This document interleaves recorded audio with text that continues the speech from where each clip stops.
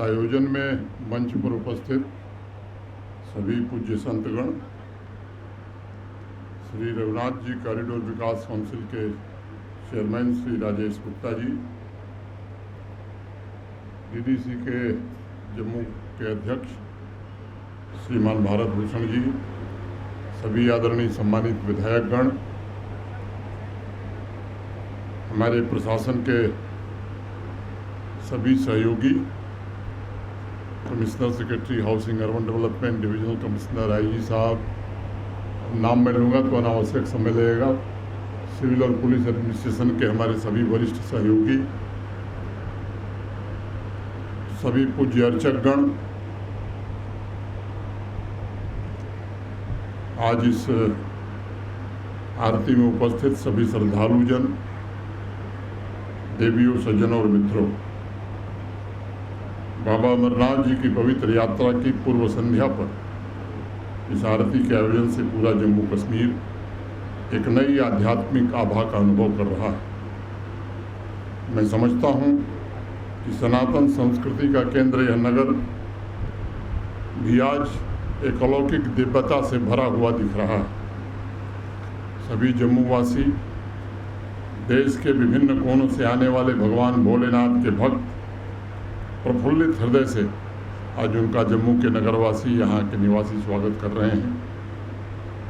जैसा मेरे पूर्व commissioner secretary housing and urban development ने बताया, जब अप्रैल में तवी आरती की शुरुआत हुई थी, तब एक बात तय हुआ था, इन घाटों पर चैतन्य के दिए जलाने का प्रारंभ हुआ है। सभ्यता एवं संस्कृति के जिस शिखर को जम्मू शहर ने छुआ था उस दिन, वह भविष्य में निरंतर तवी की लहरों पर प्रतिबिंबित होता रहेगा। आज उसे Shri Raghunath ji corridor, Jammu municipal corporation और जम्मू स्मार्ट सिटी लिमिटेड ने मिलकर के आज फलीभूत किया है। इस आयोजन से जुड़े सभी महानुभावों के प्रति मैं हृदय से कृतज्ञता ज्ञापित करता हूँ। स्वामी तुलसीदास जी ने लिखा भी कि राम नाम मणिदीप धरु, जीह देहरी द्वार, तुलसी भीतर बाहिरों, जौ चाहस उजियार। मित्रों, जम्मू और अध्यात्म का संबंध ये बड़ा शाश्वत है। जम्मू के भीतर हमेशा से आध्यात्मिक ऊर्जा को प्राप्त करने की एक लालसा रही है। जम्मू की धड़कन में परमात्मा का ही गीत बजता रहा है। इसकी चेतना में जीवन का सत्य दमकता रहा है और उसके प्राण सर्वजन की मंगल कामना से सदैव भरे रहे हैं। माता वैष्णो देवी, प्रभु श्री राम, भगवान भोले शंकर के आशीर्वाद से अनंत काल से प्रभु प्रेम के प्यासे देश भर के लोग यहाँ आते रहे हैं और जम्मू और उनके आसपास भगवत धरा का लोग ये सदैव निर्मित होता रहा है। हालांकि आज कुछ पुरानी बातों को कुरेदने का समय नहीं है। राजेश जी ने बताया, मैं उस बात को कुरेदना नहीं चाहता हूँ, लेकिन ये सच है कि जम्मू कश्मीर के आभा मंडल पर अंधकार की चादर फैलाने का काम लंबे समय तक हुआ। वक्त ने करवट ली। देश के कोने कोने से आने वाले श्रद्धालु इस बात को जानते हैं कि जम्मू कश्मीर अपनी गरिमा, अपने गौरव और आध्यात्मिक शिखर को पुनः प्राप्त करने के लिए निकल पड़ा है। पिछले कुछ वर्षों में जम्मू कश्मीर को निश्चित रूप से नए पंख मिले हैं। जम्मू शहर को भी उसका अपना आकाश मिला है और वह नई उड़ान की ऊंची तैयारी कर रहा है। सूर्यपुत्री तवी नदी के किनारे की आरती उस उड़ान का एक हिस्सा है और निकट भविष्य में जम्मू वासियों के जीवन का स्थायी अंग बने, उसकी आदत बने। मैं आप सबसे निवेदन करना चाहता हूं, क्योंकि प्रशासन के साथी हमारे आज हैं, कल दूसरी जिम्मेदारी निभाएंगे, लेकिन जम्मू के निवासी, उनसे मेरी प्रार्थना है कि इस आयोजन को निरंतरता मिले। इसमें आप सबके सहयोग की आवश्यकता है। केवल राजेश गुप्ता जी उनके साथी इस आयोजन को करें, मैं समझता हूँ ये उचित नहीं है। ये पूरे जम्मू नगर का आयोजन है और इस भाव से जम्मू के नगरवासियों से मैं विशेष रूप से निवेदन करना चाहूँगा कि आयोजन आपका है, आपको आगे बढ़ चढ़ करके इसमें हिस्सा लेना चाहिए। मित्रों, यजुर्वेद में हमारे यहाँ कहा गया, ज्योतिषा बाधते तमः, ज्योति से ही अंधकार नष्ट होता है।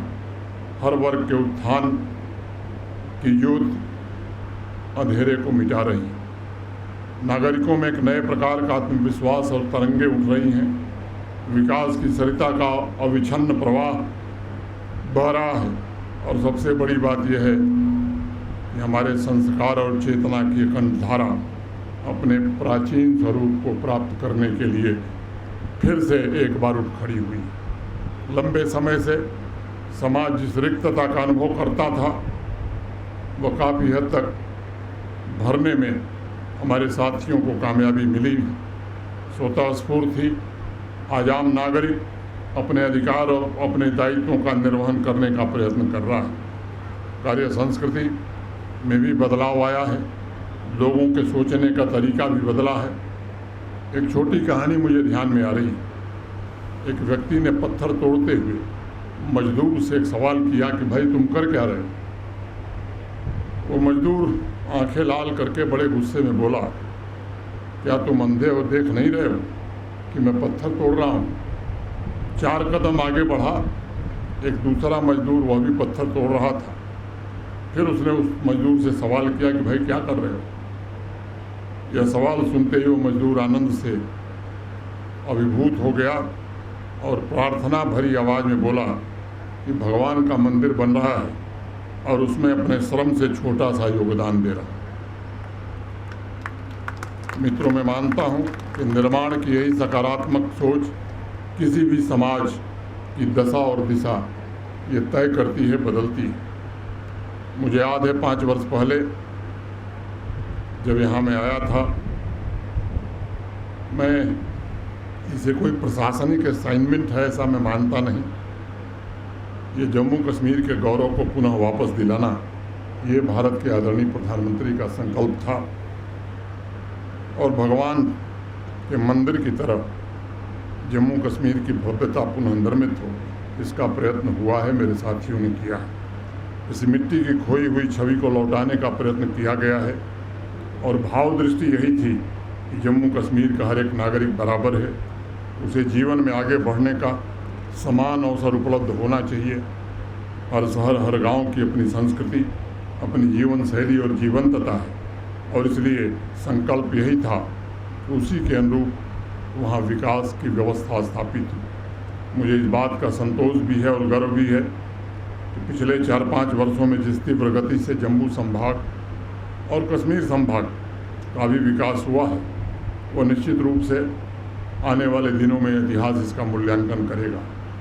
जिस दिन विकास की कतार की आखिरी पंक्ति में खड़े आखिरी व्यक्ति तक विकास का लाभ पहुंचता है, उसी दिन से असली कायाकल्प शुरू होता है। दशकों बाद मैं जानता हूं कि अनेक लोग इसे महसूस कर रहे हैं। बिना किसी भेदभाव के हर एक नागरिक अपने सपनों और अपनी आकांक्षाओं को पूरा करने का अवसर मिले, इसका प्रयत्न हुआ है।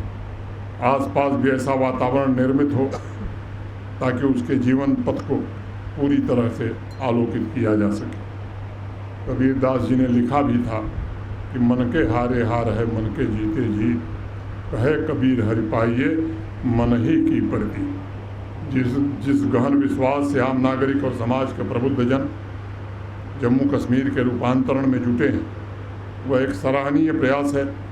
मैं श्री रघुनाथ जी कॉरिडोर काउंसिल, राजेश गुप्ता जी, उनके सभी साथियों का विशेष रूप से आज उल्लेख करना चाहूँगा। जम्मू के आध्यात्मिक आभा मंडल को पुनः प्रज्वलित करने में इन लोगों का बड़ा ही महत्वपूर्ण योगदान है। पुरानी किताबों या चर्चाओं में कहा जाता है कि जम्मू कश्मीर भारत का किरीट, या किरीट हीरे की तरह माँ भारती के मस्तक पर चमके, इसके लिए भारत के आदरणीय प्रधानमंत्री श्रीमान नरेंद्र मोदी जी के नेतृत्व में पूरे समर्पण भाव और पुरुषार्थ से काम हुआ है। और इस अभियान में मैं सर्व समाज से सहयोग और आशीर्वाद की अपेक्षा रखता हूँ। श्री अमरनाथ जी की यात्रा की पूर्व संध्या पर मैं समझता हूँ एक और बड़ा पुण्य काम हुआ है। आप जानते हैं कि 3 दशकों से ज़्यादा समय से पड़ोसी आतंकी मुल्क पाकिस्तान हमारे आम नागरिकों का खून बहाता रहा है। कश्मीर घाटी में जड़ें जमा चुके टेरर इकोसिस्टम ने एक अलग ही नैरेटिव गढ़ा हुआ था कि पाकिस्तान से आने वाला आतंकवादी विक्टिम है, हमारी पुलिस, हमारी आर्मी आक्रामक है। पाकिस्तानी और पाकिस्तान समर्थित आतंकवादियों ने जिनाम जम्मू कश्मीर वासियों का बर्बरता से कत्ल कर दिया था, उन्हीं के परिवार हाशिए पर थे। आतंकवादियों के जनाजे में जुलूस निकलता था, लेकिन अगर आम कश्मीरी मारा जाता था या जम्मू का नागरिक मारा जाता था तो उसे दफनाने के लिए दो गज जमीन मिलनी भी मुश्किल हुआ करती। हजारों परिवारों की आवाज़ दबा दी गई थी। मैं मानता हूँ कि इससे बड़ा जुर्म आज तक मैंने जीवन में देखा नहीं था। उस समय पता नहीं क्या था कि लोग खामोश थे। अनेक मामलों में FIR तक नहीं हुई। हैरानी की बात यह है कि अनेक आतंकवादी परिवार वालों को भी सरकारी नौकरियां दे दी गई। आज आतंकवाद के जो असली विक्टिम हैं उनका हाल चाल वर्षों से नहीं लिया गया। लेकिन आज मैं इस पवित्र नदी के तट पर कहना चाहता हूं कि उनका इंतज़ार अब समाप्त हो गया है। मैं अभी 29 जून को अनंतनाग में दक्षिण कश्मीर के ऐसे परिवारों से मिला था और जम्मू कश्मीर प्रशासन ने फैसला किया है कि उन्हें शीघ्र न्याय मिलेगा, जिसका इंतज़ार वो 20-30 साल से कर रहे थे। वो ज़रूर उस कार्य को पूरा किया जाएगा। मैं समझता हूँ कि पवित्र तीर्थ यात्रा के उत्सव के अवसर पर न्याय संगत समाज के निर्माण की दिशा में हम सबको मिलकर के काम करने की आवश्यकता है। शिव सूत्र में भगवान शंकर कहते हैं कि सबसे बड़ा धर्म और अपने कर्तव्य का दायित्व अगर यह निर्वहन आदमी करता है तो इससे बड़ी पूजा कुछ नहीं। तीर्थयात्रियों के लिए जम्मू कश्मीर प्रशासन ने, श्री अमरनाथ जी श्राइन बोर्ड ने और जम्मू कश्मीर के निवासियों ने अच्छे तरह से अपने कर्तव्यों का निर्वहन किया है। 2022 से निरंतर अमरनाथ जी की पवित्र तीर्थ स्थल के लिए आने वाले भक्तों की सुविधा में सुधार भी किया गया है। भगवान अमरनाथ जी की गुफा तक जाने वाले दोनों मार्गों को जो 4 फीट 5 फुट चौड़ा हुआ करते थे आज 12 फीट चौड़ा बना दिया गया है। पहले वो मार्ग अंधकार में हुआ करते थे और ग्रिड कनेक्टिविटी वहाँ उपलब्ध करा दी गई है। पूरे रास्ते में टेलीकॉम कनेक्टिविटी पूरी तरह से प्रदान हो गई है। यात्रा ट्रैक पर लाइव फीड के लिए हाई क्वालिटी कैमराज लगाए गए हैं। राजभवन और पुलिस कंट्रोल रूम में 24/7 इंटीग्रेटेड कमांड और कंट्रोल सेंटर चलता है, जिससे पूरे यात्रा की मॉनिटरिंग होती है। सभी यात्रियों और सर्विस प्रोवाइडर्स के लिए RFID बेस्ड ट्रैकिंग सिस्टम भी स्थापित कर दिया गया है, जिससे रियल टाइम मॉनिटरिंग हो सके। चंदनबाड़ी और बालटाल दोनों यात्रा बेस कैंप में ONGC ने 100 बेड के अस्पताल बनाए हैं। स्वच्छता के मामले में विगत यात्राओं में हमने उल्लेखनीय उपलब्धि प्राप्त की थी। 2022 के पहले सिर्फ श्राइन बोर्ड द्वारा यात्रा एरिया में सफाई होती थी। अब हमारा ग्रामीण स्वच्छता निदेशालय, department of housing and urban development, ये सभी प्रशासन के डिपार्टमेंट भी इस काम में पूरी तत्परता से काम कर रहे हैं।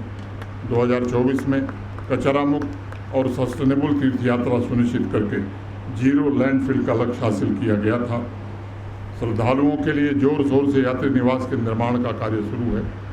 कल श्रीनगर में अमरनाथ जी श्राइन बोर्ड के कार्यालय और यात्री निवास का लोकार्पण हुआ। 4 तारीख को बालटाल में भी लोकार्पण हो जाएगा। मैं कह सकता हूँ कि ये सब भगवान भोलेनाथ के भक्तों को समर्पित है। मुझे विश्वास है ये सभी सुविधाएं तीर्थयात्रियों के आध्यात्मिक अनुभव में और विस्तार करेंगी। उनकी यात्रा से पहले भी बेहतर, सुरक्षित और सुगम व्यवस्था रहे, इसका पूरा प्रयास हमारे मित्र कर रहे हैं।